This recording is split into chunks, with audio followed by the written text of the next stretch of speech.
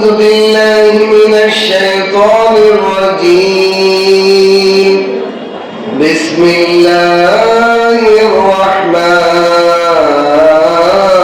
الرحيم إن الذين كفروا ينفقون أموالهم ليصدوا عن سبيل الله فسينفقونها ثم تكون عليهم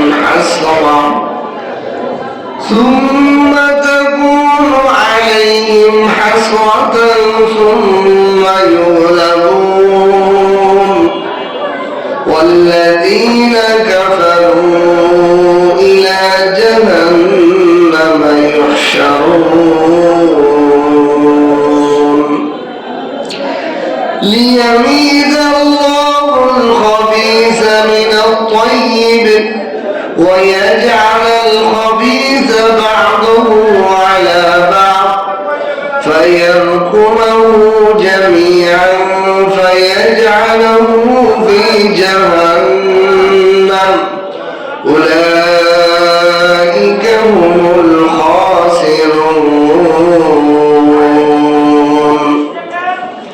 قل للذين كفروا إن ينتهوا يغفر لهم ما قد سلف وإن يعودوا فقد مست سنة الأولين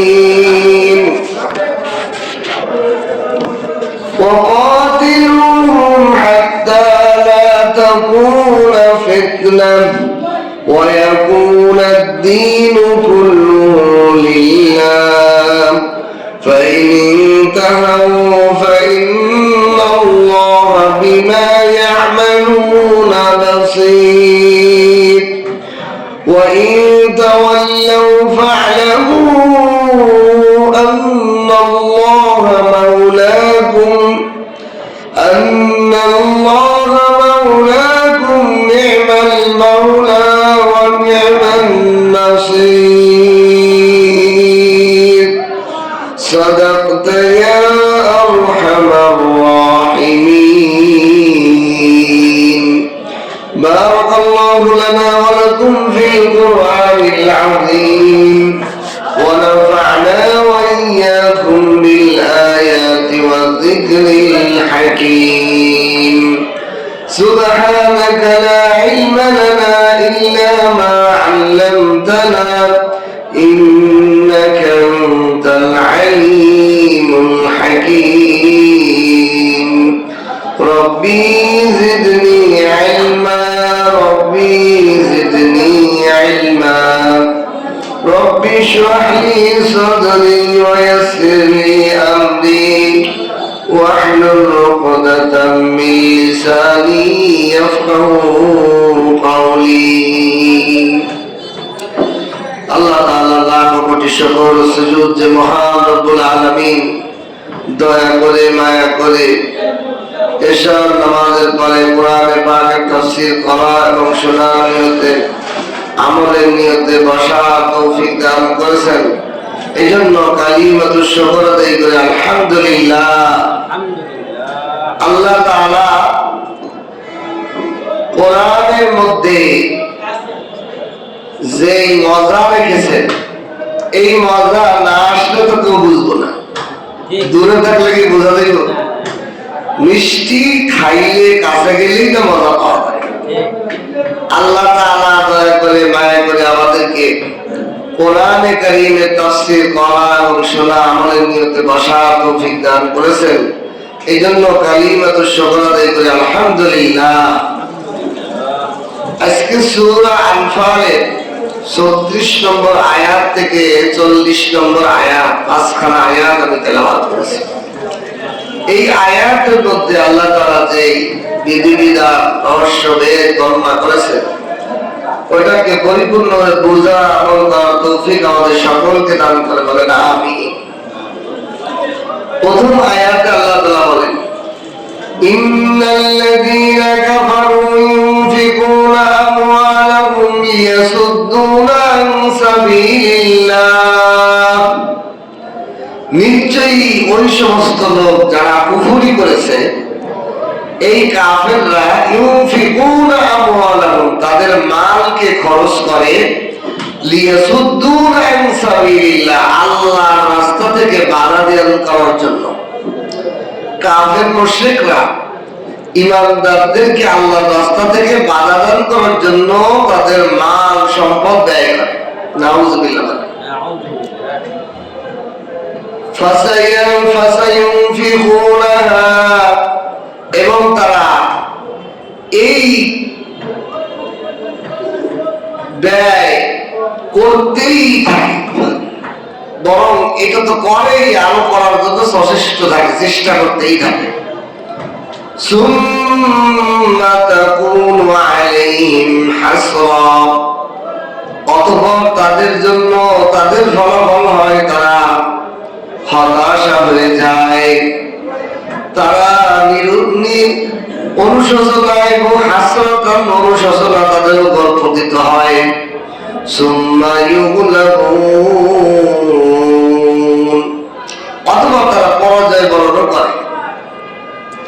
দুনিয়ার মাল সম্পদ আল্লাহর রাস্তা থেকে বাধা দান করার জন্য কাফেররা ব্যয় করে এবং এইটা আফসোস তাদের করতে হয় এবং তারা ইমানদারদের কাছে পরাজিত হয়।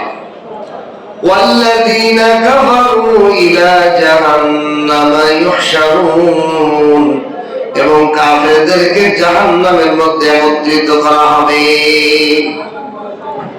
এই আয়াতে আল্লাহ তাআলা কাফেররা যে তাদের ধন সম্পদ মাল আল্লাহর রাস্তায় বাধা দান করার জন্য ব্যয় করে এবং এই ব্যয় করার জন্য সবসময় চেষ্টা করতেই থাকে এবং এই চেষ্টা করার পর যখন আল্লাহ তাদেরকে পরাজয় দেয় তখন তারা আফসোস করে দুনিয়ার মাল তো খরচ করলাম, তার কোনো ফান্ড বেনিফিট হলোই না, বরং তারা পরাজয় নিয়ে ফেলে এবং আল্লাহ তাআলা কাফেরদেরকে জাহান্নামের মধ্যে একত্রিত করবেন এই আফসোস নিয়ে। এই আয়াতটা কি প্রেক্ষাপটে নাযিল হয়েছে? যখন মদিনার মধ্যে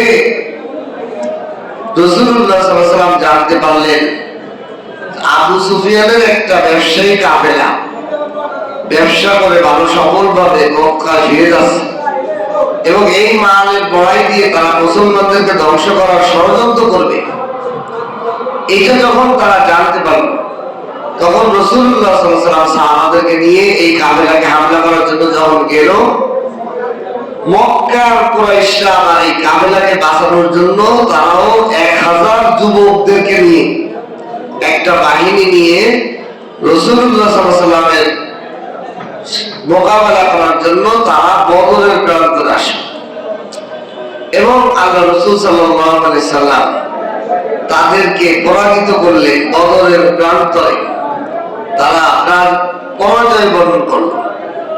আল্লাহ তাআলা এটা আগেই জানাই দিলেন যে তারা কি করছে, আল্লাহ রাস্তা থেকে বাধা করার জন্য তারা তাদের মাল সম্পদ সব ব্যয় করছে। কেমন ব্যয় করছে? যখন আরবের এই নেতারা বদরের প্রান্তরে 1000 যুবক নিয়ে জিহাদের জন্য আসতেছিল, মুসলমানদের সাথে লড়াই করার জন্য আসতেছিল, তখন এই আরবের নেতারা একটা ফায়সালা করছিল। কি ফায়সালা?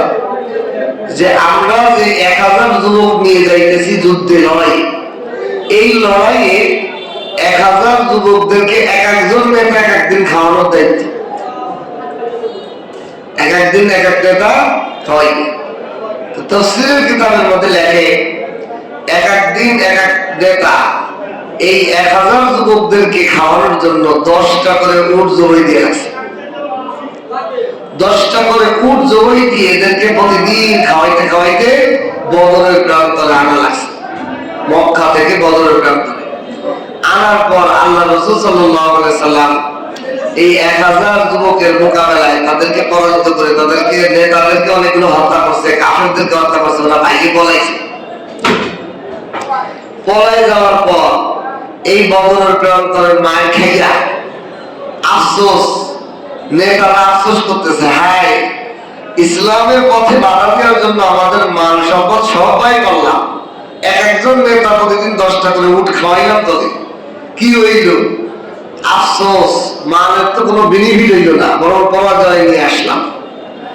এখন আসার পরে যারা মায়ের খেয়েছে, নিজেদের আপনজনকে হারাইছে, কাফের মুশরিকরা, তারা আবু সুফিয়ানের কাছে গেল, হে আবু সুফিয়ান, তুমি যে ব্যবসায়ী কাফেলা নিয়ে মক্কা আসতেছিলে, ওইটার উপর হামলা হবে বলেই আমরা 1000 বাহিনী মদিনায় মুহাম্মদ সাল্লাল্লাহু আলাইহি ওয়াসাল্লামের সাথে লড়াই করতে গিয়েছিলাম। লড়াই করতে গিয়ে আমাদের মানও হারাইলো, পরাজয় করলাম, আপনজন আত্মীয় স্বজনকেও হারাইলাম।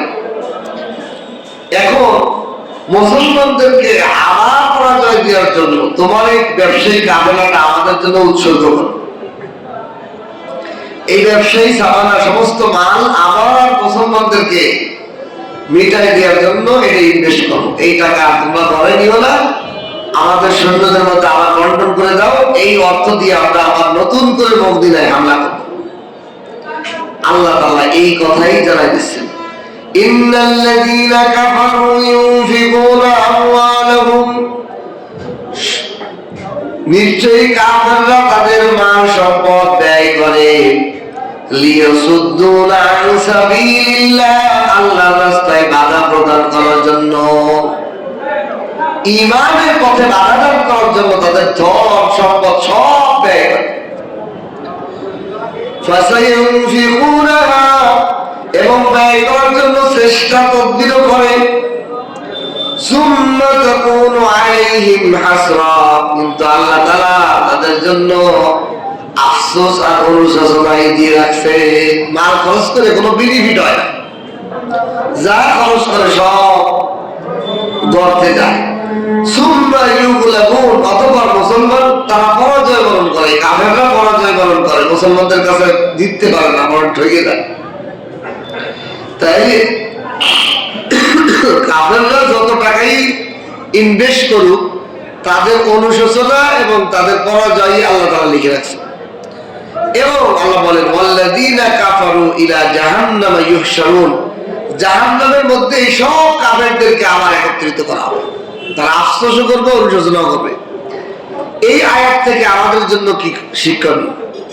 এখনো দেখবেন মুসলমানদের, এই যে আমাদের বর্তমান আমলিগ ভেঙে গেছে, নতুন বিএনপি আসতেছে, নতুন নতুন দল আসতেছে, এরা সব ঘরে মিলে এক। আমার কাছে আশ্চর্য লাগে, এরা মুসলমান দাবি করে কিভাবে, আল্লাহ জানে। এরা জবানে বলতেছে যে মৌলবাদের উত্থান যেন না হয়, নাউজুবিল্লাহ বলেন। তাহলে ওরা নামে মুসলমান হইলেও আসলে কাফেরদের দোষর। ওরা চায় না যে ইসলাম কোরআনের আইন বাস্তবায়ন হোক, আলেমরা দেশ পরিচালনা করুক, এটা ওরা চায় না। এই জন্য মৌলবাদের উত্থান এর ব্যাপারে তারা কোটি কোটি টাকা ইনভেস্ট চলতেছে। এটা তো কাফেরদের সাথেই মিলল, কোরআনের এই আয়াতের সাথে মিলল। কাফের মুশরিকরা যখন আল্লাহর রাস্তায় আল্লাহর আইন বাস্তবায়ন হোক, আল্লাহর খেলাফত জমিনে প্রতিষ্ঠিত হোক, এই ক্ষেত্রে তারা ইনভেস্ট করতো এটা বাধা দেওয়ার জন্য। বর্তমান সমাজেও আমার মনে হয় আয়াতটা আল্লাহ আমার জন্য একেবারে প্রেক্ষাপট নির্বাচনে আগে এনে দিয়েছে। আল্লাহ, আমি আয়াতটা পড়তেছি আর আমাদের বর্তমান রাজনীতির অবস্থা দেখতেছি, যে আয়াত কেবল যেন এই বর্তমান রাজনীতি নিয়েই আল্লাহর আয়াত তারা দিয়েছে। আয়াতেও বলতেছে কাফের মুশরিকরা এবং কাফের মুশরিকদের দোষর, নামে মুসলমান হইলে ইমানদার মুসলমান বলা যাবে না। মুসলমানের রূপধারী হাজার কাফের মুশরিকদের দোষর হয়ে গেছে, যারা কোটি কোটি টাকা ইনভেস্ট করতেছে যাতে হুজুররা রাজনীতিতে জিততে না পারে, আলেম ওলামারা যেন ক্ষমতায় না যায়। তাই করো, টাকা যত ইনভেস্ট লাগে, কোটি কোটি টাকা ইনভেস্ট করতেছে। কিন্তু আল্লাহ তাআলা বলেন এদের সব টাকা পয়সা আফসোসই হইব, কোনো বেনিফিট হইব না। কারণ আল্লাহ বলেন ইসলামের বিজয় যখন আসবে কেউ ঠেকাইতে, কারণ শেখ হাসিনা যে পলাই যাবে এটা কি কেউ ভাবছিল? কে ঘটাইছেন? আল্লাহ। ঠিক আল্লাহ তাআলা এই বাংলার জমিনে ইসলামী হুকুমত আনবে ইনশাআল্লাহ। এটা যত চক্রান্ত, যত টাকা ইনভেস্ট করুক, মানুষের দিলের মধ্যে আল্লাহ ঈমান জাগায় দেন, মানুষের দিলের মধ্যে আল্লাহ প্রেম আল্লাহ জাগায় দেন। এটা কোনো মানুষের আন্দোলন টাকা দিয়ে আনা যায় না। আল্লাহর জন্য যে স্কুল কলেজ ইউনিভার্সিটিতে নারাই তাকবীরের স্লোগান দিলেই কথা হলো জঙ্গি জামাতি এগুলো কয়ে খেপাইতো, আল্লাহ ওই স্কুল কলেজ ওই ইউনিভার্সিটির যুবক যুবতীদের মধ্যে নারাই তাকবীরের স্লোগান ঢুকাইছে। এটা কি আলেম ওলামারা জায়গায় কইছে যে তোমরা নারাই তাকবীর দাও? কে করছেন? আল্লাহ। এখন মানুষের মুখে মুখে নারাই তাকবীর আল্লাহু আকবার স্লোগান, আর আগে এমন সময় ছিল যে নারাই তাকবীর আল্লাহু আকবার দিতে হবে ভয় পেত। অথচ মুসলমান, তারাও মুসলমান, যারা বাধা দিত তারাও মুসলমান দাবি করে, এরা বলে মুসলমান, এরা কাফেরদের দোষর। তা আল্লাহ তাআলা যুগে যুগে এরকম আসবে এই জন্য বলে দিয়েছেন, যুগে যুগে কাফের মুশরিকরা কোটি কোটি টাকা ইনভেস্ট করবে যাতে আল্লাহর পথে বাধা দিয়ে যায়, ইসলামের পথে বাধা দিয়ে যায়, কিন্তু তাদের আফসোস আর পরাজয় ছাড়া কিছুই তাদের হবে না। যদিও সাময়িকভাবে জিতা দেখা যায়, কিন্তু জিতা না, তারা পরাজয় এবং তারা আফসোসের মধ্যে থাকবে এবং জাহান্নামে তাদের একত্রিত করা হবে। এরপরে আল্লাহ বলেন লিয়ামিজাল্লাহুল খাবিসা মিনাত তাইয়্যিব ওয়া ইয়াজআলাল খাবিসা বা'দুহুম আলা বা'দ ফায়ারকুমুহু জামিআন ফায়াজআলুহু ফি জাহান্নাম উলাইকা হুমুল খাসিরুন। আল্লাহ তাআলা এরকম করেন কেন? এই কারণে যে আল্লাহ তাআলা নাপাকি আর পবিত্রতাকে আলাদা করতে চান। কাফেররা তাদের মাল সম্পদ আল্লাহর পথে বাধা দেওয়ার ক্ষেত্রে ব্যবহার করবে, আর ঈমানদার আল্লাহর জমিনে আল্লাহর খেলাফত প্রতিষ্ঠা করার জন্য অর্থ ব্যয় করবে। আল্লাহ এটা কেন করেন? লিয়ামিজাল্লাহ, আল্লাহ পার্থক্য করার জন্য করেন আল খাবিসা মিনাত তাইয়্যিব, পবিত্র থেকে খবিসকে বের করার জন্যই আল্লাহ এই ঘটনা করেন। ওয়া ইয়াজআলাল খাবিসা বা'দুহুম আলা বা'দ, আর খবিসদেরকে খবিসের পর এই নাপাক কাফেরদেরকে কাফেরদের পর কাফেররা উঠাইয়া ফায়ারকাবু আহরণ করাবে, চড়াইবে, জামিআন একত্রিত করে এক কাফেরের উপর আরেক কাফের উঠাবে, এক কাফেরের এক নাপাকিরে আরেক নাপাকির পর উঠাইয়া ফায়াজআলহু ফি জাহান্নাম, এদের সবাইকে দিয়ে আল্লাহ জাহান্নামে ফেলাবেন, জাহান্নামে রাখবেন। উলাইকা হুমুল খাসিরুন, আর এরা সবাই ক্ষতিগ্রস্ত। এক কাফেরের আর এক কাফেরের বন্ধু বানাবে, সব কাফেররা একত্রিত হবে, দলবদ্ধ হবে, নাস্তিক মুরতাদ যা আছে সব ইলেকশনের আগে দেখবেন এক দলে হইবে। এরা এক দল হইয়া দেখা যাবে যে এরা লড়তেছে, আল্লাহ এদের সব একত্রিত করতেছে আমি জাহান্নামে একত্রিত ঢোকানোর জন্য। এরা সব আলাদা করার জন্য, নাপাককে পবিত্র থেকে আলাদা করার জন্য আমি এরকম করি। এই জন্য আমাদের ভয়ের কোনো কারণ নেই, সব নাপাকি একত্রিত হবে, একসাথে জাহান্নামে যান। এরপরে আল্লাহ বলেন যে আমি কুল লিল্লাযীনা কাফারু ইয়ানতাহু ইউগফার লাহুম মা ক্বাদ সালাফ। হে নবী, আপনি এই কাফেরদেরকে বলে দেন, কাফেরদের দোষকদের বলে দেন, তারা যদি এই অন্যায় কাজে ইনভেস্ট করা থেকে বিরত থাকে, আল্লাহর কাজে বাধা দেওয়া থেকে, টাকা ইনভেস্ট করা থেকে নিজেকে গুটায় নেয়, ইউগফার লাহুম মা ক্বাদ সালাফ, অতীতে যত তারা কুফরি করছে সব গুনাহ আমি মাফ করে দেব। দেখেন, কেউ যদি কাফের অবস্থায় অনেক গুনাহ করছে কিন্তু ইসলাম গ্রহণ করে তওবা করে ইসলামের ভিতরে আসে, আল্লাহ তাআলা তার অতীতের সব গুনাহ মাফ করে দেবেন। এই আয়াত বলি আল্লাহ বলতেন কুল, হে নবী আপনি বলে দেন, লিল্লাযীনা কাফারু, কাফেরদেরকে বলে দেন, ইয়ানতাহু, তারা যদি বিরত হয় কুফরি থেকে, কুফরি কাজে ইনভেস্ট করা থেকে, কুফরি কাজে অর্থ ব্যয় করা থেকে, তারা যদি নিজেকে বিরত রাখে, ইউগফার লাহুম, তাদের আমি সব মাফ করে দেব, মা ক্বাদ সালাফ, অতীতে যত ধরনের গুনাহ করছে সব। খালি একটা গুনাহ মাফ করা হয় না, সেটা কি? বান্দার হক। কাফের অবস্থায় যদি কেউ বান্দার হক নষ্ট করে থাকে তাহলে ওই বান্দার কাছে মাফ চাওয়া লাগবে, আর সব গুনাহ মাফ করে দেন। আর যদি সে পুনরাবৃত্তি করে, এই কাফেররা যদি আবার ইনভেস্ট করে, আবার আল্লাহর কাছে বাধা দেওয়ার জন্য মাল সম্পদ খরচ করে, ফাকাদ মাগাত সুন্নাতুল আউয়ালিন। আল্লাহ বলতেছেন তাহলে এদেরকে জানিয়ে দেন পূর্ববর্তীদের তরিকায় আমি তাদের সাথে ব্যবহার করব। পূর্ববর্তীদের সাথে মানে আদ জাতি, সামুদ জাতি, নূহ আলাইহিস সালামের জাতি, কওমে লূতের জাতি, নূহ আলাইহিস সালামের জাতি, ইব্রাহিম আলাইহিস সালামের জাতি, যত জাতিদেরকে আমি আযাব দিয়ে ধ্বংস করে দিয়েছি, তারা যদি আবার ইসলামের বাধা, আল্লাহর কাজে বাধা দেওয়ার জন্য মাল ইনভেস্ট করে, আমি তাদেরকেও ধ্বংস করে দেব। পূর্ববর্তীদের মতো তাদেরকেও ধ্বংস করে দিব।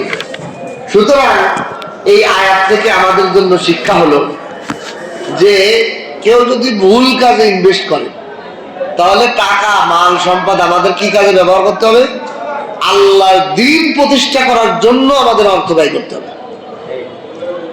আর কাফের মুশরিকরা কি করে? তারা আল্লাহর জমিনের জন্য কোনো হুজুর যায় খিলাফতে না আসতে পারে, এই জন্য ইনভেস্ট করে। তাহলে কত বড় খারাপ! এই জন্য আল্লাহ তাআলা বলেন, তারা যদি এটা পুনরাবৃত্তি করে, আবার ইনভেস্ট করতেই থাকে, তাহলে আমি পূর্ববর্তী জাতির মতো তাদেরকেও ধ্বংস করে দেব, ধ্বংস করে দেব। এরপর আল্লাহ বলেন, হে ঈমানদাররা, তোমাদের কাজ কি? ওয়াকাতিলুহুম হাত্তা লা তাকুনা ফিতনাহ। ফিতনা যতক্ষণ না থাকে ততক্ষণ পর্যন্ত তোমরা জিহাদ করতে থাকো, যুদ্ধ করো। ঈমানদারদেরকে জিহাদের আদেশ দিয়েছে। জিহাদ শব্দ শুনলে আমরা ভয় পাই। আমাদের সমাজে জিহাদ মানে মনে করে জঙ্গি, ওরে আল্লাহ, বোমবাস, জিএমবি, এগুলো মনে করে। অথচ আল্লাহ পাকের কোরআনের একটা ফরজ বিধান, জিহাদ করা ফরজ। নামাজ যেরকম ফরজ, রোজা রাখা যেরকম ফরজ, জিহাদ যেরকম ফরজ। জিহাদ কিরকম? যে অন্যায়, ফিতনা, ফাসাদ দুনিয়াতে উঠাই দেওয়ার জন্য যুদ্ধ করতে হবে। যারা দুনিয়ার মধ্যে আল্লাহর হুকুম মানে না, আল্লাহর সাথে শিরিক করে, এটাকে মিটাই দিয়া পর্যন্ত জিহাদ করা প্রত্যেক মুমিন মুমিনাদের উপর ফরজ। তবে এই জিহাদ করার জন্য নিজে নিজে করা যাবে না, দলবদ্ধভাবে আমির নির্ধারণ করে তারপরে করতে হবে। আমি একজনকে যে হত্যা করে দিলাম, এরকম তো হবে না।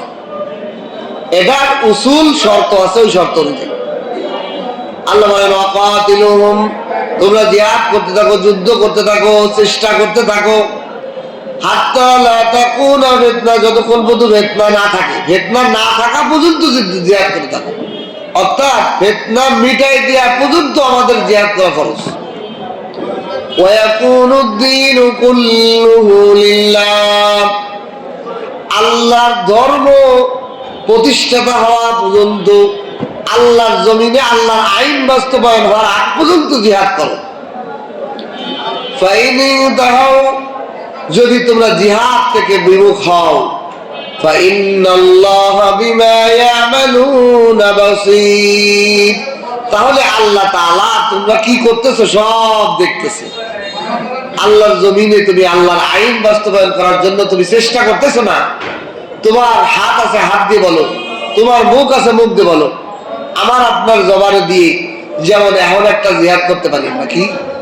আমরা আমাদের মা, বোন, খালা, আত্মীয় স্বজন যে যেখানে আছে, এই কথা তো আমরা মুখ দিয়ে বলতে পারি যে এইবার হুজুরকে ভোট দেবেন। যে প্রার্থী আছে এই প্রার্থীকে দেখবেন, মার খা দেওয়ার দরকার নাই, যে কোন হুজুর দাঁড়াইছে, আলেম ওলামা দাঁড়াইছে, ওরা একটা ভোট দেবেন। ঠিক কিনা? আলেম ওলামাকে ভোট দেবেন। এবার কোনো আলেম ছাড়া গায়ের আলেমকে ভোট দেওয়া যাবে না। যেহেতু কোরআনের আলেম দাঁড়াইছে, আমি যে আলেমকে পাবো ওই আলেমকে ভোট দেবো। কমপক্ষে এটা তো আমরা প্রচার করতে পারি। আমাদের আত্মীয় স্বজন, মা, বোন, খালা যারা আছে, কারণ মহিলারা তো জানে না, তাদেরকে বলে দিলে তাহলে তারা কি হলো, কোনো জাহেলকে ভোট দিয়ে দিল।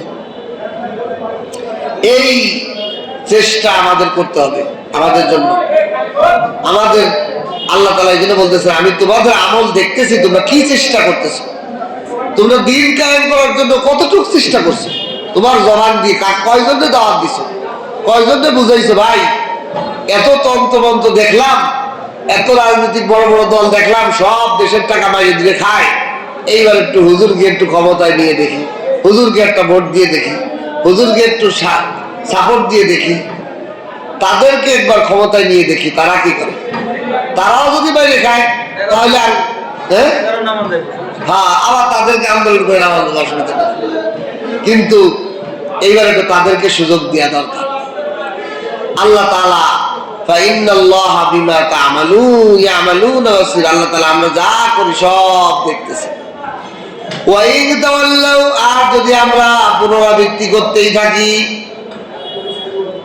কি করতে থাকি? আমরা যদি এই জিহাদ থেকে মুখ ফিরাই নিই, জিহাদ না করি, তা আল্লাহ তাআলা বলতেছেন আন্নাল্লাহা মাওলাকুম, নিশ্চয় আল্লাহ তোমাদের অভিভাবক। নি'মাল মাওলা, তিনি কত উত্তম অভিভাবক। ওয়া নি'মান নাসির, আর কত উত্তম সাহায্যকারী। তোমরা বিমুখ হও, তবে জেনে রাখো আল্লাহ কালাম তোমাদের উত্তম অভিভাবক, আল্লাহই তোমাদের অভিভাবক, আল্লাহই তোমাদের সাহায্যকারী। সুতরাং তোমরা আল্লাহর কাছ থেকে কেন বিমুখ হবা? তোমরা জিহাদ থেকে বিরত থেকো না, সর্ব অবস্থায় আল্লাহ পাকের দিকে মনোযোগী দাও। আল্লাহ পাকের দিন কায়েম করার জন্য জবান, মুখ, হাত, অঙ্গ প্রত্যঙ্গ, অর্থ, টাকা দিয়ে যেভাবে সহযোগিতা করা যায় সেভাবে সহযোগিতার হাত বাড়ায় দাও। আল্লাহ তাআলা আমাদের সকলকে এই জিহাদ করার তৌফিক দান করুন। জবানি জিহাদ, দাওয়াতের জিহাদ, বুঝানোর জিহাদ, যে কমপক্ষে কোরআনের আইন বাস্তবায়ন করনেওয়ালা একজন সরকার আসুক। কোরআনের আইন বাস্তবায়ন করলে একজন মানুষকে হত্যা করছে তারও প্রকাশ্যে হত্যা করে দেওয়া হতো, তাহলে আর কেউ খুন ভয় করতো না। আর এখন খুন করেও ঘুরে বেড়ায়, জামিন নিয়ে ঘুরে বেড়ায়। এই হলো অবস্থা। কোরআনের আইন ছাড়া, আল্লাহর আইন ছাড়া আল্লাহর জমিন কেমনে ভালো থাকবে? যে আল্লাহ জমিন বানাইছেন তার আইন দিয়েই তো ওই জমিনকে ভালো রাখা যাবে, ঠিক কিনা? এই জন্য আমরা চেষ্টা করবো। আল্লাহ আমাদের সকলকে তৌফিক দান করুন। আমাদের এই পর্যন্ত 9 পারা কমপ্লিট। আজকে এই পর্যন্তই থাক। ক্লান্ত, কষ্ট, অসুস্থ লাগতেছে। আল্লাহ তাআলা আমাদেরকে যা আলোচনা করলাম এর আমল করার তৌফিক দান করুন। আমিন। দুরূদ শরীফ পড়ি। আল্লাহুম্মা সাল্লি আলা মুহাম্মাদিন ওয়া আলা আলি মুহাম্মাদ কামা সাল্লাইতা আলা ইব্রাহিম ওয়া আলা আলি ইব্রাহিম ইন্নাকা হামিদুম মাজিদ। আল্লাহুম্মা বারিক আলা মুহাম্মাদিন ওয়া আলা আলি মুহাম্মাদ كما باركت على إبراهيم وعلى آل إبراهيم إنك حميد مجيد. أستغفر الله ربي من كل ذنب وأتوب إليه. لا حول ولا قوة إلا بالله العلي العظيم. الحمد لله رب العالمين والصلاة والسلام على رسوله النبي الكريم وعلى آله وأصحابه أجمعين. ربنا آتنا في الدنيا حسنة وفي الآخرة حسنة وقنا عذاب النار. ইয়া আল্লাহ, যা কিছু আলোচনা করেছি ভুল ত্রুটি ক্ষমা করে কোটি কোটি গুণ সব বৃদ্ধি করিয়া সর্বপ্রথম হযরত মুহাম্মদুর রাসূলুল্লাহ সাল্লাল্লাহু আলাইহি ওয়াসাল্লামের রূহের পরে সব পৌঁছে দিই। আদম আলাইহিস সালাম থেকে যত মুমিন মুমিনাত নবী রাসূল গাউস কুতুব বলি আল্লাহ এসেছে, দ্বীনের প্রচারক এসেছে, যাদের মাধ্যমে দ্বীন ধর্ম এসেছে। আমাদের বংশধর, আমাদের মা বাবা, বাবা, আত্মীয় স্বজন, দাদা দাদি, নানা নানি, উস্তাদ মুরব্বি, যে যেখানে অন্ধকার কবর শায়িত সকলের রূহের পরে সব পৌঁছে দিই। ইয়া আল্লাহ, আমাদের জিন্দেগির গুনাহগুলো মাফ করে দেন। ইয়া আল্লাহ, ইয়া আল্লাহ, জিন্দেগির গুনাহগুলো মাফ করে দেন। ইয়া আল্লাহ, ইয়া আল্লাহ, জিন্দেগির গুনাহগুলো মাফ করে দেন। ইয়া আল্লাহ, জিসমানি রূহানি সুস্থতা দান করে দেন। ইয়া আল্লাহ, ইয়া আল্লাহ, ইয়া আল্লাহ, আপনার খাঁটি গোলাম হিসেবে কবুল করে নেন। ইয়া আল্লাহ, ইয়া আল্লাহ, মেহমানদারিতে যারা অংশগ্রহণ করেছে তাদের আয় রোজগারের মধ্যে হালাল ভাবে বরকত ঢেলে দেন। ইয়া আল্লাহ, ইয়া আল্লাহ, এই বাজারে প্রত্যেক জনের সেই দিনের পথে কবুল করে নেন। ইয়া আল্লাহ, দ্বীনের পথে আমাদের অর্থগুলো ব্যয় করার তৌফিক দান করেন ইয়া আল্লাহ। ইয়া আল্লাহ, আমাদের দেশের যারা কোরআনের আইন চায় না, মৌলবাদের উত্থান চায় না, তাদেরকে আপনি হিদায়াত দেন ইয়া আল্লাহ। তাদের কপালে হিদায়াত না থাকলে সারখার করে দেন ইয়া আল্লাহ। ইয়া আল্লাহ, আপনার জমিনে আপনার কোরআনের আইন বাস্তবায়ন করনেওয়ালা সরকার আমাদেরকে দান করেন ইয়া আল্লাহ। ইয়া আল্লাহ, খুনিদেরকে আপনি ধরায় দেন ইয়া আল্লাহ। আপনার জমিনে জালেমদেরকে শাস্তি দান করেন ইয়া আল্লাহ। ইয়া আল্লাহ, জুলুমকারীরা বিদেশে বসিয়া বসিয়া বিভিন্ন চক্রান্ত করে ইয়া আল্লাহ, আপনি তাদেরকে সমস্ত চক্রান্ত নকশাত করে দেন ইয়া আল্লাহ। ইয়া আল্লাহ, আগামী সরকার ইনসাফের সরকার, ন্যায় বিচারক সরকার আমাদেরকে দান করে দেন ইয়া আল্লাহ। ইয়া আল্লাহ, তাদেরকে জমিনের মধ্যে সুষ্ঠু ন্যায় বিচারের আওতায় আসার তৌফিক দান করেন ইয়া আল্লাহ। পরিপূর্ণভাবে ন্যায় বিচারে জমিনে প্রতিষ্ঠিত করার তৌফিক দান করেন ইয়া আল্লাহ।